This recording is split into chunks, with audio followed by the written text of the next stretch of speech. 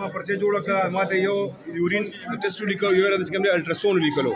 چې الټراساوند لراله ما وروره ما رسید کټ کړو پیسې مې جمع کړې 180 روپۍ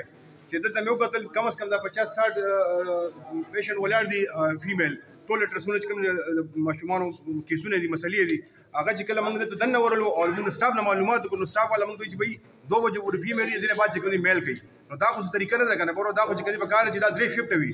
سحر 8 نه چې کوم دی ما ته ورا د 2 بجې ور یو شفټ وي بیا دا 2 بجې نه تر 8 بجې ور بل شفټ وي بیا نایټ چې کوم دی بل شفټ وي دې سره چې کوم دی هغه اویلیبل نه دی په کار دا موږ اویلیبل کوم چاته لاړ څنګه چاته کېنه دا ایمس کمرې ته لاړو هغه تعالی دا دلته بل بي ام اس ته ورا لاړو هغه چې دا چې کوم دی بس شفټ چینج وي دا مسله نه ده نو موږ اخر چا ته پوښتنه دا 400 مین اسپیټال دی او دي کې اس پرسانی حال نشته ست پوسټ پر نشته دی وروره موږ چرته لاړ شو دا کم از کم څومره ځای ولاړ دي نه هغه د نکړې دي ماته ګورو میل راځي او غیله بخیر لاسونه وي زیو عام سیول انسان هم راغلیم دلته کې چې کوم دی الټراساوند میل کوي فیمیل ولا نشته ول نشته د سوجي نشته دا تاسو لپاره زه ام اس لورلم د ام اس کمره هم تعالی